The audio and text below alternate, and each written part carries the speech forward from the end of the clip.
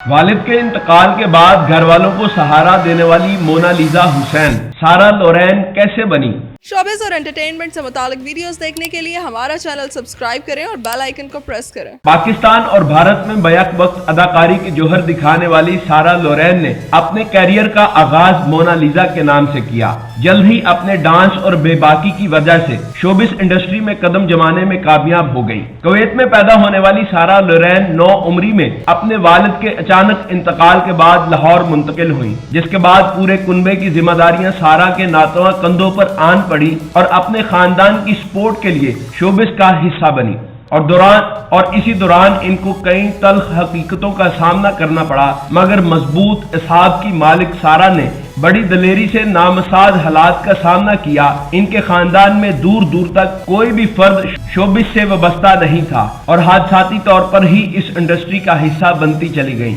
Sara Lauren نے modelling کے بعد 2003 میں ڈرامہ سیریل رابعہ زندہ رہے گی سے ایکٹنگ شروع کی اور ڈراموں میں اپنی اداکاری کی داغ بٹھانے کے بعد فلم نگری کا رخ کیا اور آئٹم نمبرز اور بولڈ کردار ان کی پہچان بنی۔ سارہ لورین کی پہلی پاکستانی فلم سلطنت تھی، جس میں پہلی بار آئٹم سانگ ان پر فلمایا گیا اور ان کی عشرت میڈ ان چائنا حال ہی میں ریلیز ہوئی ہے، لیکن ان کو پاکستان سے بھارت میں کام کرنا پسند ہے۔ سارہ لورین کی فلم انڈسٹری میں پہلی فلم قافلہ تھی، مگر ان کو بالی ووڈ میں شہرت 2010 میں پوجا بٹ کی رومانٹک تھرلر فلم کجرا رے سے ملی، جس میں ہمیش ریشمیا ان کے ہیرو تھے۔ اس کے بعد انہوں نے 2013 میں فلم مرڈر 3 میں ہیروئن کا کردار نبھایا اور اس وقت پاکستان کی پہلی اداکارہ تھی جو کسی بلاک بسٹر سیریز کا حصہ بنی تھی، جس کے بعد ان پر بھارت میں بھی ولگر اور بولڈ اداکارہ ٹیگ لگ گیا اور بھارت میں بولڈ اور رومانوی کام کرنے پر ان کو تنقید کا سامنا بھی کرنا پڑا۔ پاکستانی فلم انجمن میں ٹرننگ ہاؤس فل کا ایوارڈ جیتنے والی اداکارہ کی دیگر بھارتی فلموں میں برقع، عشق کلک اور فراڈ سیاہ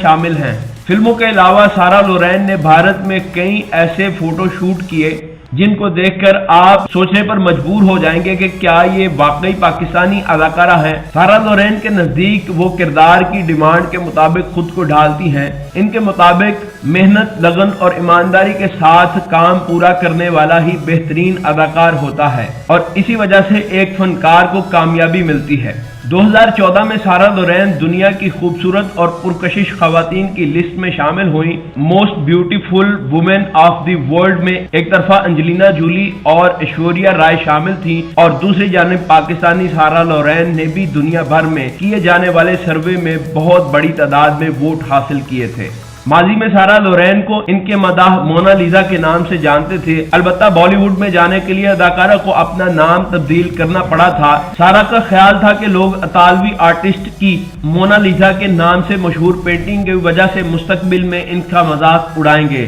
لہٰذا انہوں نے اپنا نام تبدیل کر دیا۔ تاہم حال ہی میں ایک انٹرویو کے دوران اداکارہ نے بتایا کہ ان کا نام کافی سوچ بچار اور کنسلٹنٹ کے مشورے سے سارہ لورین رکھا گیا، لیکن وہ اپنے نام سے کچھ زیادہ خوش نہیں تھی۔ سارہ لورین پر الزام تھا کہ انہوں نے ہالی ووڈ اداکارہ صوفیہ لورین سے متاثر ہو کر اپنا نام سارہ لورین رکھا ہے۔ میں مر گئی شوکت علی جیسے ڈرامے میں کام کرنے والی اداکارہ پاکستان میں اداکاری سے زیادہ فیشن شوز، ایونٹس میں بطور رقاصہ پرفارم کرتی نظر آتی ہیں اور کئی برانڈز کے ملبوسات اور جیولریز میں اکثر میگزینوں اور فیشن شوبز میں نمایاں ہوتی ہیں، لیکن وہ متعدد ڈراموں میں کام کر چکی ہیں اور ان کے مشہور ڈراموں میں مہر نساء، مہر بانو، سندل، دوپٹہ، امراؤ جان، مدہوش اور دل پھولوں کی بستی شامل ہے۔ فحش اور رومانوی مناظر کے لیے مشہور اداکارہ سارہ لورین کے مطابق زندگی کے تمام شعبوں میں